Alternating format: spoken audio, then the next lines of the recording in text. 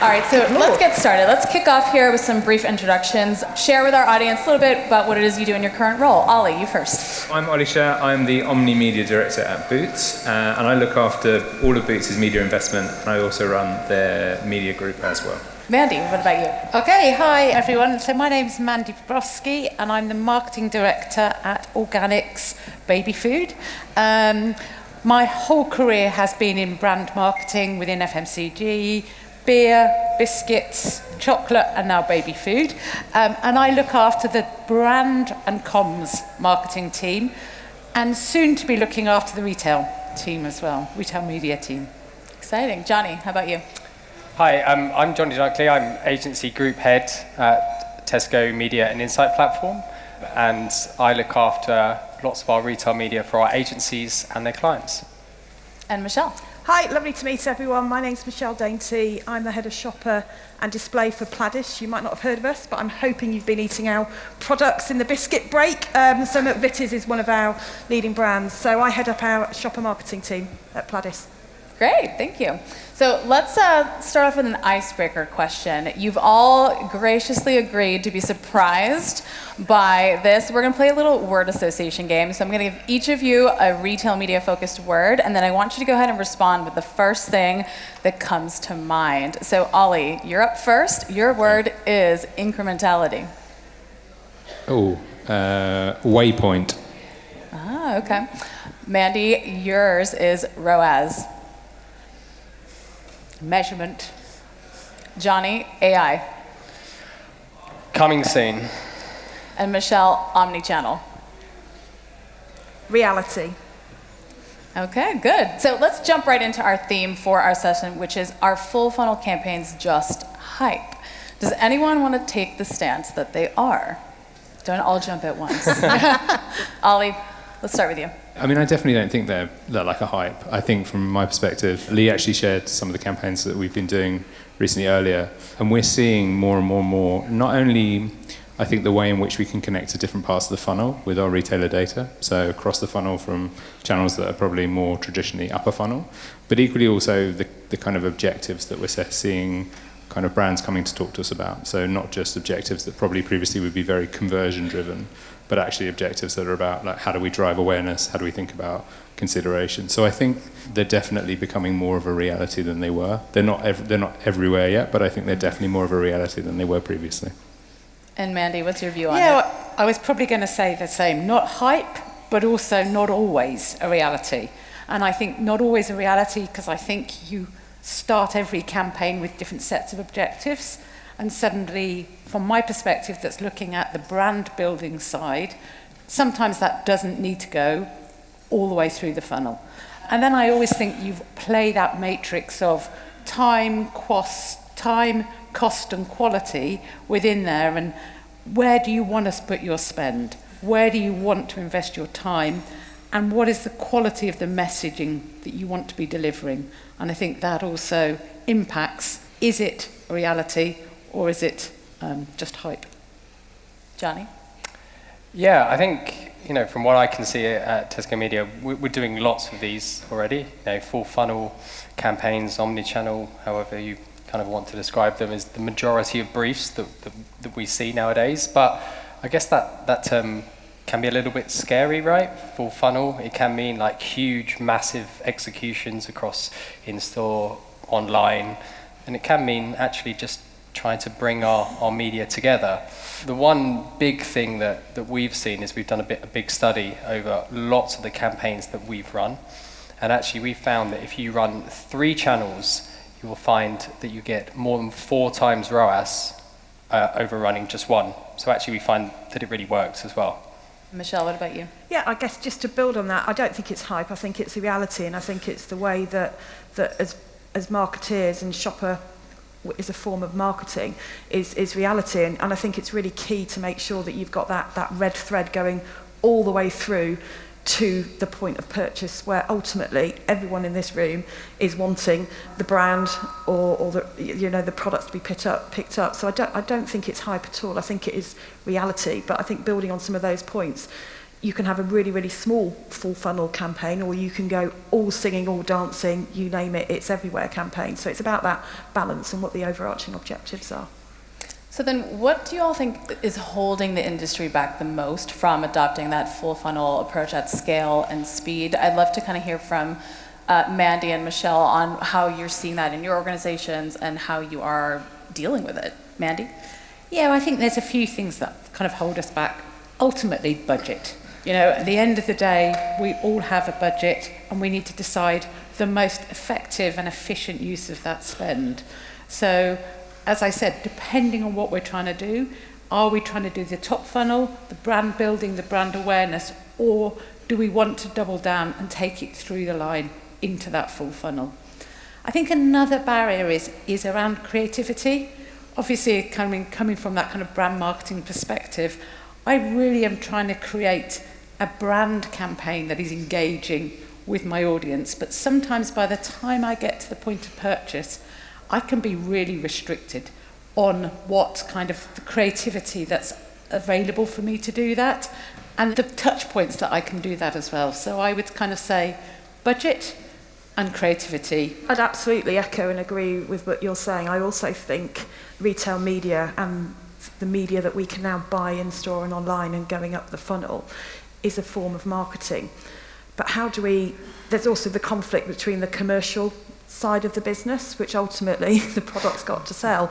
And I think one of the, I guess the barriers is around the commercial relationships that our trading teams have with our retailers versus our marketing teams. We don't have those commercial relationships, but we need to have that commercial mindset. So I think it's those, that coupled with, I think, the creativity as well, it's not a conflict, but we just need to work through it and be really pragmatic in our approach, but also be realistic. And I think one of the key things that I've seen as a step change over, I think the last few years is the opening up from a retailer perspective with the commercial teams about having those great conversations about brand campaigns.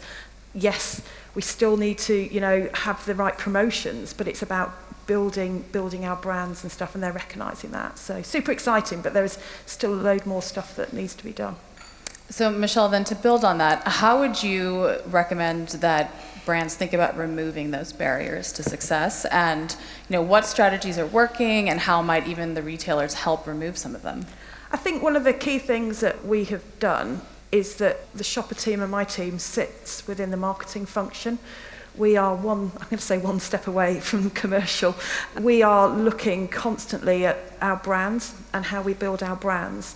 And if it's the right thing to do by putting more budget into retail media networks, we will do that because it's one budget. We don't operate across a number of different budgets. So we have those great conversations right at the heart of what we're trying to do with our brands, which is ultimately about driving sales.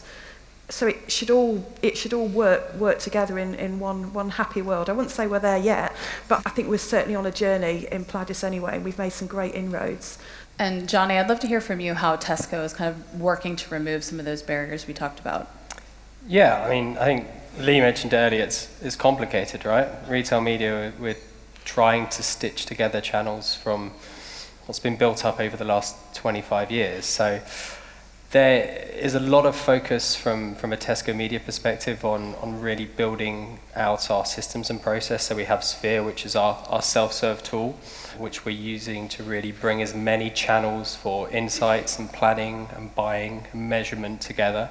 There's a lot of investment that's going into that to kind of democratize the buying and really put it in people's hands. And there's a really big push from our end on measurement as well. We had our upfront last week, and we announced our measurement roadmap going into next year, and we'll actually start to look at how we can do omni-channel attribution going into next year as well. Again, a really, really complicated thing, not that easy to do, but something that I think is going to be critical to us kind of building that success and kind of demystifying, you know, some of this going forwards. And Ollie, how are you doing this at Boots? I mean, I think it's very similar to kind of Johnny. I think we've invested really heavily in the kind of measurement framework. I mean, we have such strength in data. Really being able to show that kind of multi-touch attribution has been really important to drive this agenda around full funnel. I think the other thing that's critical is, and even being here, we're helping to do this, is changing people's perception of what the role of retail media is. So at the moment we think of it in a very conversion-based way, but actually thinking about it much more from an objectives and planning in that way and thinking about it in the role in which it integrates with your total media has been a really big part of the work we've been doing with our brand partners. So how do we get the right type of briefing done that starts not with a channel or a campaign, but with an objective? That has been a key part of what we've been trying to do. So then as we are rethinking sort of what retail media even means, I think one of the biggest questions that comes up is how do you restructure for that? And I think organizational mapping is something we've all been talking about for a while, but there's no quick solution to that. So I'm really interested to hear sort of how you're seeing that play out on your teams, both on the retail side and the brand side. So Mandy, could you speak to that a little bit for us? Yeah, so it's interesting. I've worked for very large businesses down to now what I would call a relatively small to medium-sized business. So as I said, I headed up the marketing team and I have about 10 brand and portfolio managers within that. But our retail team was standalone. And then there was the sales team. And we were constantly trying to align ourselves from an objective perspective, and then every year it was the budget bun fight. Literally, it was kind of land grabbing to your budget. And I think we've all taken a step back and said, this can't be the way forward. We have got to work out a way that we can work much more cohesively together and really try and apply some of the science and some of the measurement that the bottom funnel can give us and actually make sure we can create more cohesive plans. And so as a result, the retail media function is moving within the marketing team, not dissimilar to what Michele was talking about. And we're going to have one kind of central budget, one set of objectives, and really try and work out what's the right thing to do at the right time with the right messaging. So we're on a transition. And I have a vacancy if anybody would like to. Michele, how are you doing this at Pladis? I think we're probably, Mandy, we were chatting last week, weren't we? But I think we're probably at Pladis probably one step further on that journey, in the sense that my team now sit within marketing. My team's split into two. I've got one which shopper marketing managers that very much focus from a retail activation side, and then I've got the campaign side of the team that work really hand in hand with cross agency and also with our brand team. I think the other things that we've done that has worked really, really well is that we've brought retail media networks into our business, in our marketing town halls and in our kind of what we call our power-ups. Lee did an amazing stint, Lee. I'm going to give you hats off there. But really dispelling the rumour about, what is a retail media. It's all about upskilling. And I think, really understanding the true power of what we can do, not just kind of, it's not traditionally below the line, it's coming up that funnel. So we need to work hand in hand with our above the line agencies as well to make sure that we are talking and sharing the power of what we can do together. And a great example of this is we're just going through our AOP, which is our annual operating plans for next year, and I've got some time in with our managing director next week because he wants to know more about retail media networks. So watch your space, Lee. I might be wheeling you out. But I think I think the key thing is about those conversations, and it's not one size fits all, but it's about an education piece, because there's more. Every single bit of marketing news or whatever is talking about retail media, and you've got to dispel a lot of those rumours and myths about it. So it's super exciting, yeah. Ollie, I'd love to hear your view on this from the retail side. I think from a retail, actually Lee's session earlier was a bit like therapy. I was listening to it thinking, that's very true. My key thing is every retailer is different. They have their own kind of, to build your own retail and media network, and each retailer requires different structures. From Boots, it's a naturally very collaborative organisation. So the requirement to have a very collaborative way of working between our teams and all of the teams that Lee showed earlier is critical for us. So that's been a really big part of our journey, is how can we work really closely with the teams internally to make sure that it feels like a core part of our business and that we all understand the value that it brings to the business in doing so. And then I think we see it from a kind of, with our brand partners, is very similar. They all need different things and they're at different stages. Some want it fully integrated into their media teams, some want a retail media team, some want it still sitting within the commercial teams. And I think we're going through an evolution, and it really depends on the stage you're at. But the key thing for me, holistically, is just the collaboration. That's been the biggest part of the journey that we've been on. Johnny, what would you add to that? I think a lot of the things that you guys are saying are also coming up. I think ultimately retail media has really broken media, broken the silos. It doesn't fit into a neat box, which has meant that, everyone has had to really rethink how they structure for it. Just take offsite, for example. If you were to plan a full funnel campaign on offsite, or full funnel as offsite can be, if you were to run, ITV, you were to run Meta, and you were to run the trade desk, if you wanted to go and activate that, that would have to be run through a CTV team, it would have to be run through a social team, it would have to be run through a programmatic team. And those silos that have been set up to do that don't function as well as they should do for retail media. So we're really thinking about how we work with our brands and agency partners to be able to scale that up. We've had a huge investment in talent across Tesco Media and Insight. And a big part of that is really being able to make sure we can go deeper into brands and agencies and speak to all the people, because there's so many stakeholders now that touch retail media. So we've established that full funnel is not just hype, but let's really dig into some specific examples here on how you can achieve that full funnel success. So Michele, I'd love to hear you share maybe something that comes to mind when you think of one that really executed the way you expected it to. Yeah, I was racking my brains because we've actually launched, I hope you've all tried these amazing bits of innovation we've launched. I'm going to name one, Jaffa Cola. Hands up if anyone has tried at Jaffa Cola. It's slightly controversial. See a few hands. I can see I didn't do well on my samples today. But we've launched a raft of innovation. Jaffa Cola springs to mind. This was a full funnel campaign, but we actually launched in Asda first as a first to market. So we worked super closely with LS11 to bring to life across every single touch point, but we went up the funnel utilising our above the line agencies as well. But the same creative flowed all the way through. We expanded across all the new, I think, digital networks that were available through LS11, even into Asda Express, and gave the customer, the consumer, that experience. So from, looking at it off-site, on-site, coming into store, sampling, picking up the product, and the results have been absolutely phenomenal. It was outselling our Jaffa cake, not a biscuit, it's a cake, our Jaffa cake core in the first month of launch. So we're really proud of how we worked with the Asda trading team, because it was a Trade My Deal, a Merchant's Den product, but also with the LS11 team and the internal team at Pladis to really go to town on it. And there's loads more examples I could share, but we do try and differentiate across our retailer estate to make sure that we deliver differentiation for our retailers as well. And Mandy, how have you seen that come to success for you? Yeah, so on a totally different scale. Imagine you're a new mum, and there's 600,000 new mums born a year, but in Ireland, there's a much smaller amount. But the Tesco Ireland team really wanted to engage with us on our campaign, which was about the A to Z of great food. So if you're a mum, you have no idea as you're starting on this weaning journey what to do. And we had developed some above the line and on our digital platforms, some great tools and techniques. But the Tesco Ireland team wanted to take that into store, into their baby club, and then run an online seminar with some of our influencers, with our fussy eating expert, and with our tools and techniques.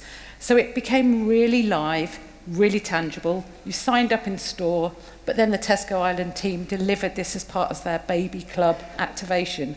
And I think it was really good example of what was started out as a brand idea being really executed to the Tesco Ireland baby club and members. Really added value as well. That's a good one. Johnny, what would you add to that, or do you have any other examples to share from Tesco? Yeah, I have a campaign that we ran with KC for Andrex in conjunction with their agency PhD, which is actually nominated for a Media Week award, which are tomorrow night, so we've got our fingers crossed for those. But essentially they came to us, and as I'm sure many brands in here have been impacted by cost of living prices, inflation, people trading down to own brand.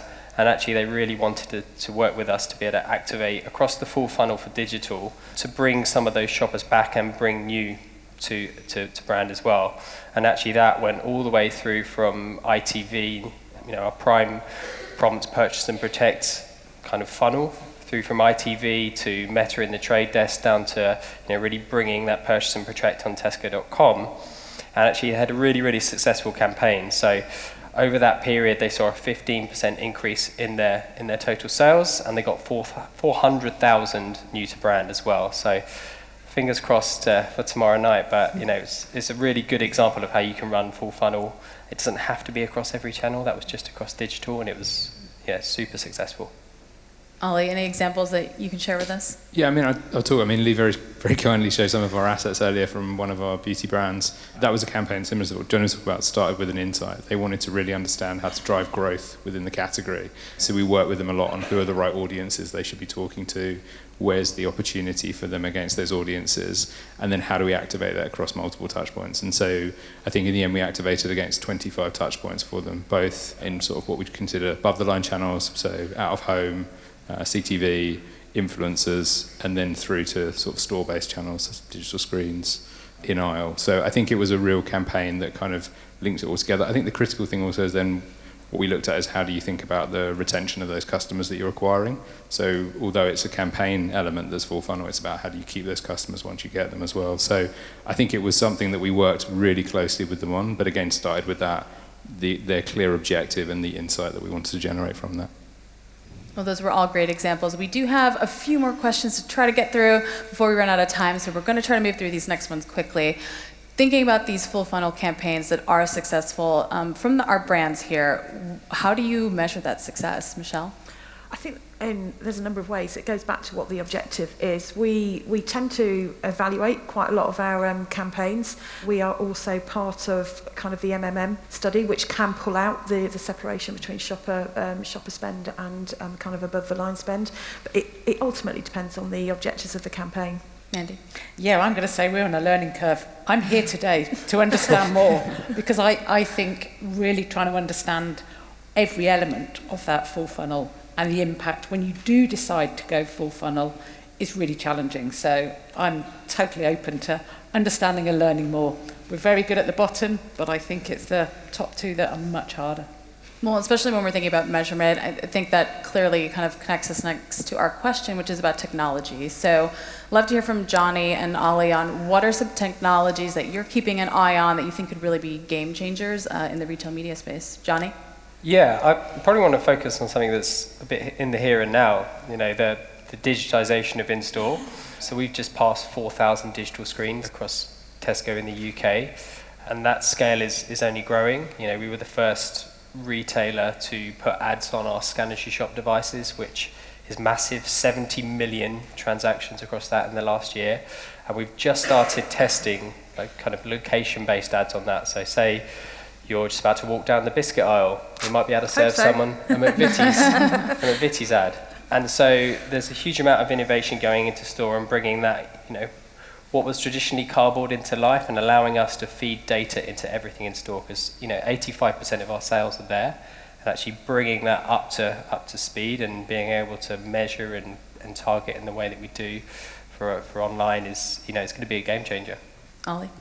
Probably two for me. I think we're going into a world where data sharing is going to be critical. So I think the role of kind of data clean room, how you can work with partners. You're talking about taking data from multiple sources, putting it into a place where you can then connect your first-party data into that to measure effectiveness is really key. And the second one is, I know it's a marketing conference, I shouldn't really use the word AI, but we made some announcements last week about some of the work we're doing in that space and how we're connecting kind of measurement and reporting into that so that you can measure and report much faster. You're talking about huge amounts of data now that need to be able to be kind of mined much more quickly, and that's where I think it will really help us.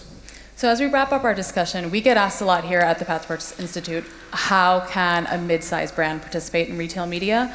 And is that full funnel campaign only possible for brands with big budgets? So what's your advice to brands that are trying to get into the space and act that way if they are a mid-tier brand? I'd love for you all to comment on this one, Ollie.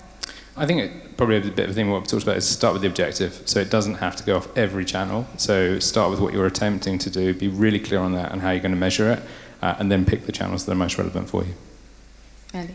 Yeah, Michele and I talked about classification, gold, silver, bronze campaigns. And we actually debated whether it's better to do 3 bronze or 1 gold in a year. We never quite concluded on it, but I think that's the question. It is about being choiceful. If you've got a limited budget from a brand owner perspective, really be clear about actually spreading myself too thin isn't going to have the impact I want. Perhaps that one big gold full funnel is what I should be focused on in a year and really execute it well, learn, and then maybe next year you can ask the business for 2 golds. Johnny? I like that. I think it's really an approach that I think brands should take, especially when they're looking at it. They might be scared by, this big full funnel term, huge campaigns. I think start small, start integrating a couple of channels together. Really look at how you can use existing channels, your audience strategy and your creative to work together. How you can also look at your media that sits outside of retail media as well. We need to think that consumers don't come into a store and see retail media and say, oh, that's retail media. They just see it as media, right? So we've got to make sure that there isn't a disjoint between what's happening on outside of the world and what we're doing. So it could be as simple as just aligning your creative and messaging across all of your channels, and then bringing that into a few simple retail media channels as well. So, yeah, nothing particularly more to add apart from it might be a choice against where and who you're going to work with. Test and learn, I think, is really, really important, because there's so many different things we're getting bombarded with. You can do this now, what about that? You do need to, sometimes I think you learn by mistakes. You do need to be bold and be brave, not the whole budget, but there does need to be an element of test and learn. But I would say be really, really focused on what your objectives are, maybe work with 1 or 2 retailers, test and learn, and then build that business case to go large, because it works. So. Well, that's some great advice for our brands here today. So to end, rapid fire question. If full funnel is not hype, what's one thing in retail media that is? Ollie? It's a competition between on-site and off-site. Mandy? Just because a media touchpoint exists doesn't mean you should use it. That's a good one. Johnny? That everybody can be a retail media network. I think there's huge amount of brands that have good data, but it's that retailer part of it that really sets people apart. Yeah, Michele? You've got to put the shopper at the heart of what it is that you are doing, and if you're not, you're doing it wrong. All right, well, let's thank our panelists for joining us today.